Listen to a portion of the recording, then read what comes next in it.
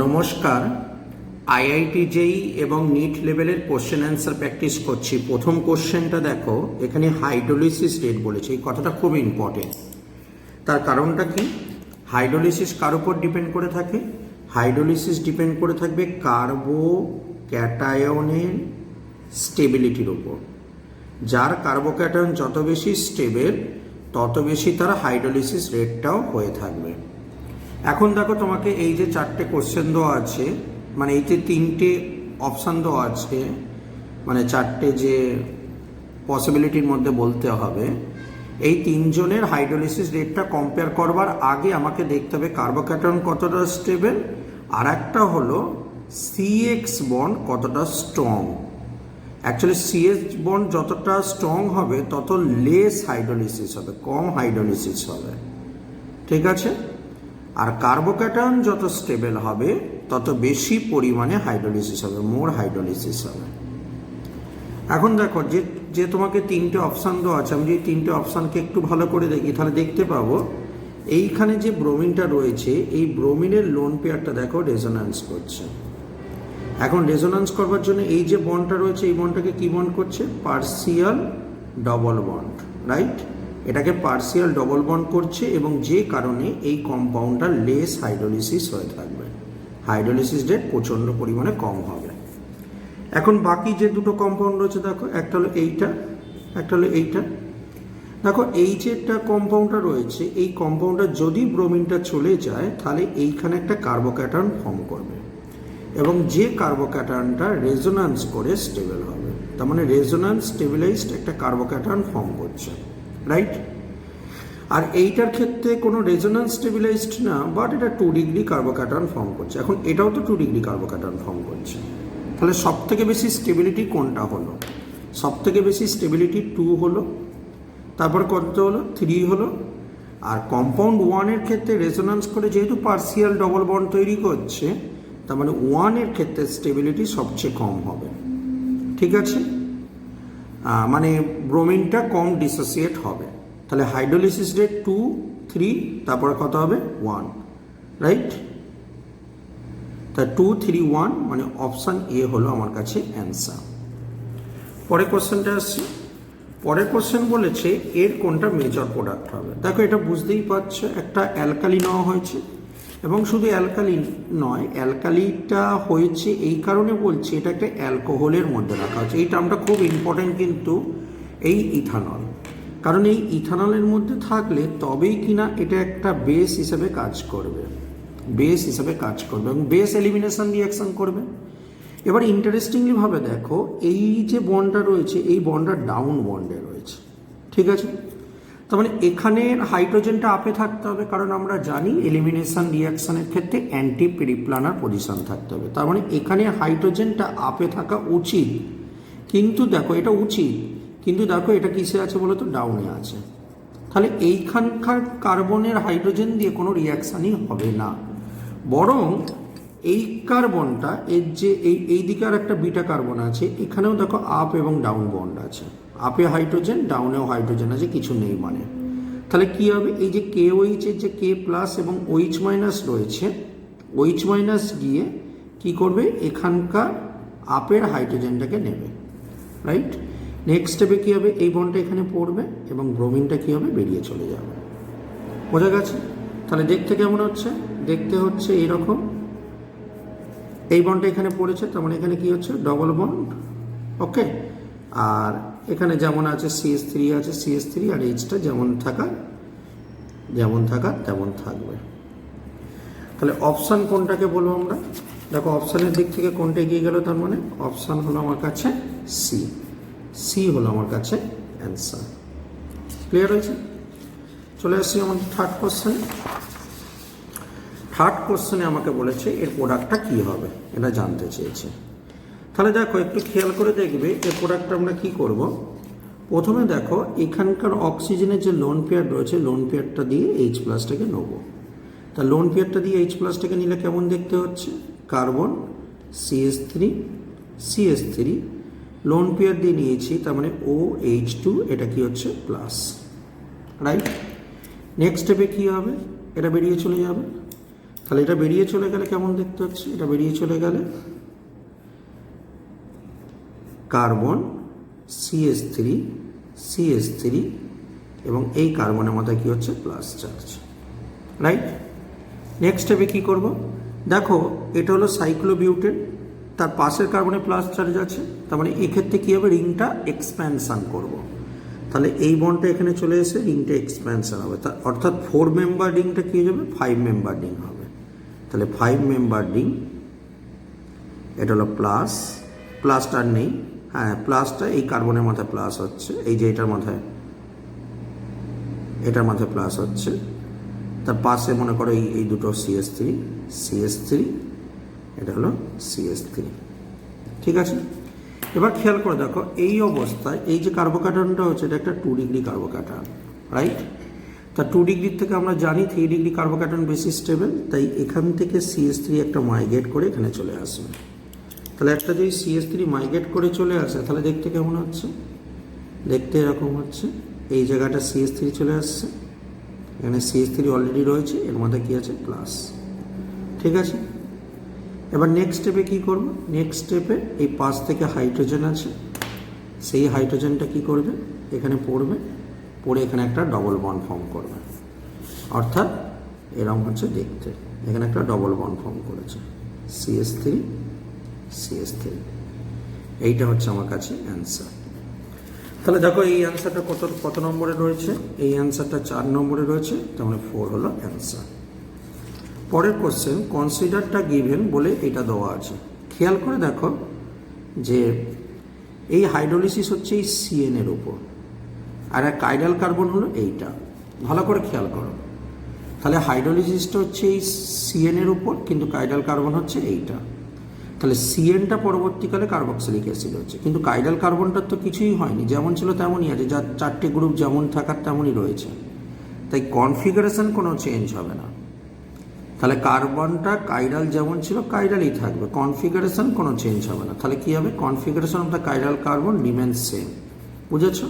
কারণ হাইড্রোলিসিসটা হচ্ছে CN এর উপর, আর কাইরাল কার্বনের যে কার্বন তার কোনো গ্রুপে কোনো জায়গায় কিছু হয়নি, ঠিক আছে? মানে তার সঙ্গে কোনো বন্ড ব্রেকিং বা মেকিং হয়নি যে তার কনফিগারেশনটা চেঞ্জ হবে।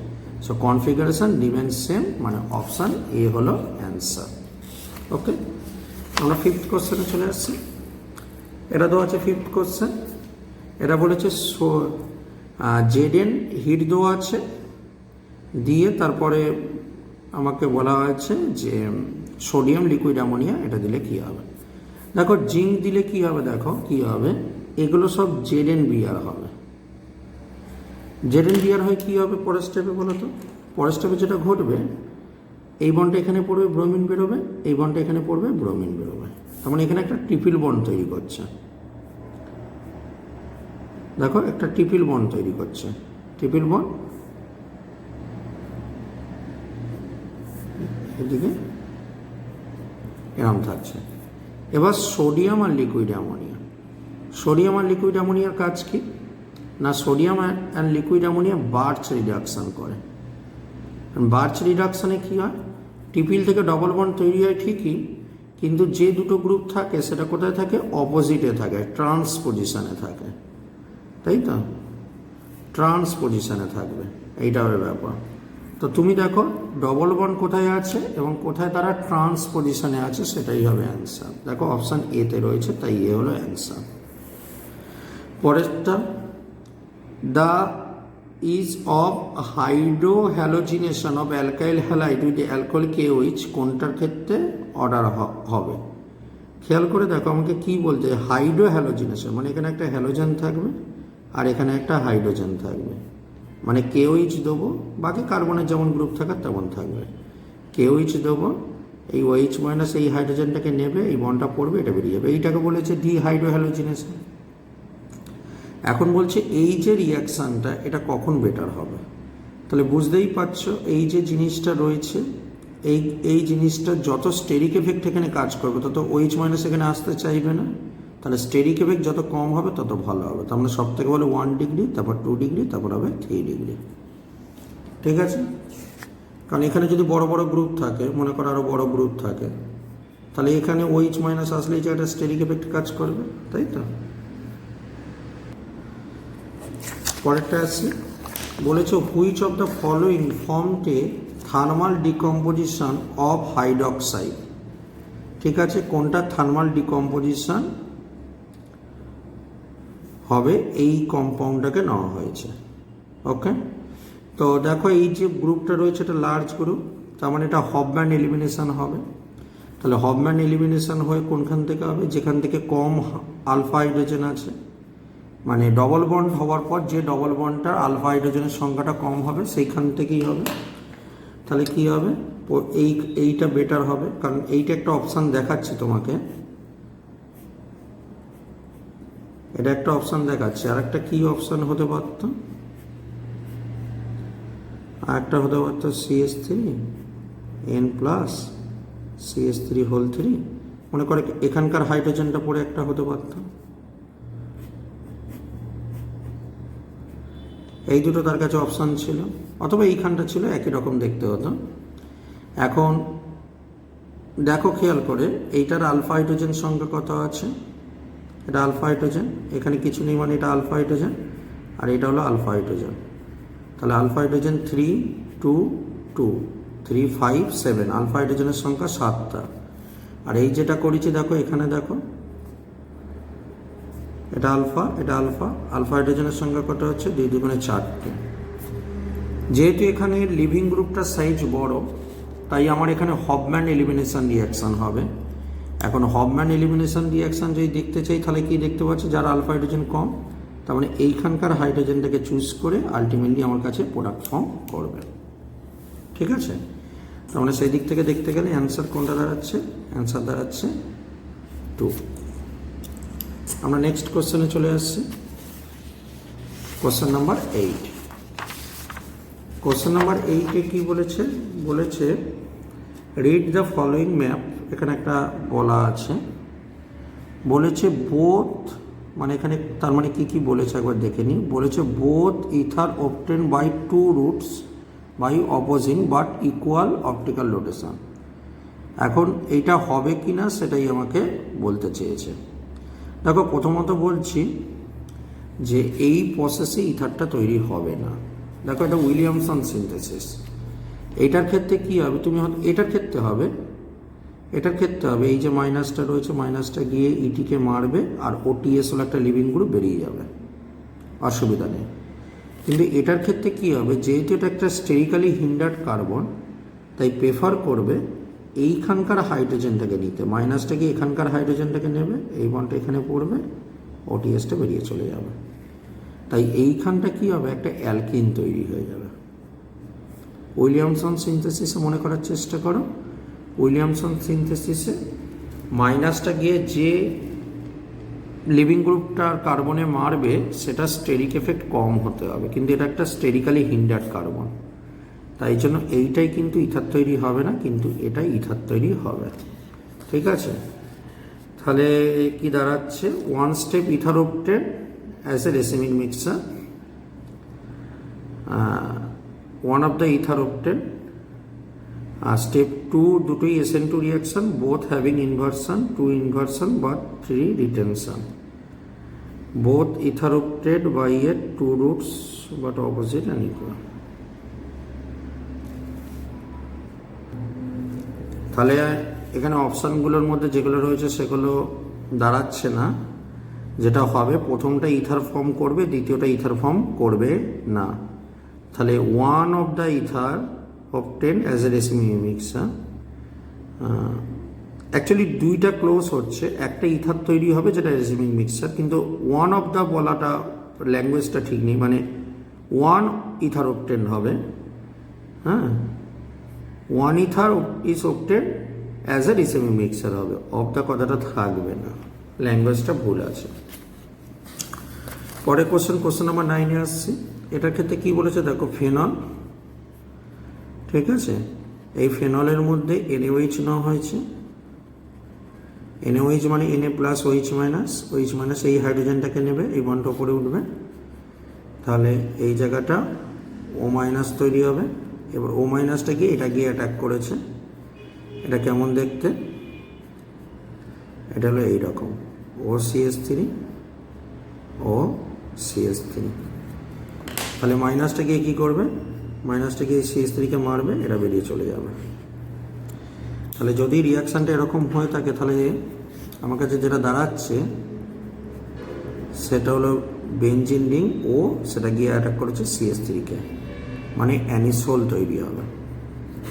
ঠিক আছে, অ্যানিসোল কোনটা আছে, অপশান 2 আছে। আমরা এই কোশ্চেনটা চলে আসছি, এখানে বলেছে NaOH দিলে কি প্রোডাক্ট তৈরি হবে।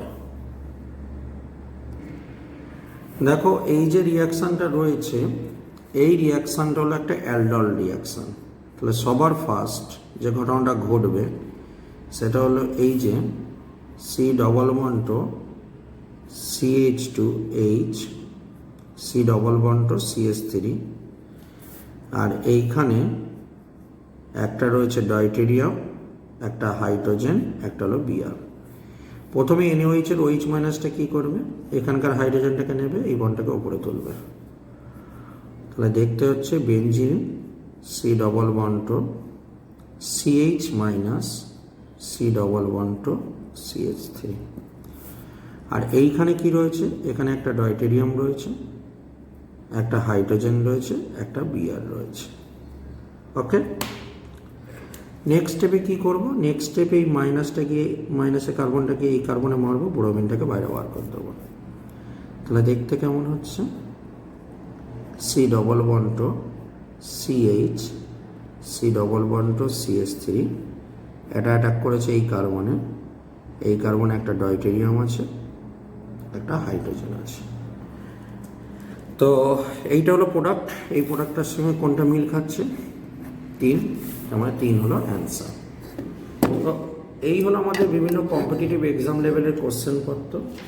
আমরা পরবর্তী ভিডিওতে আরও কিছু কোশ্চেন নিয়ে আসব, ভালো করে প্র্যাকটিস করতে হবে যাতে এই ধরনের পরীক্ষাগুলো আমরা সহজে ক্র্যাক করে দিতে পারি। ধন্যবাদ সঙ্গে থাকবার জন্য, আশা করব ভিডিওটা তোমাদের উপকারে আসবে। ভালো থেকো।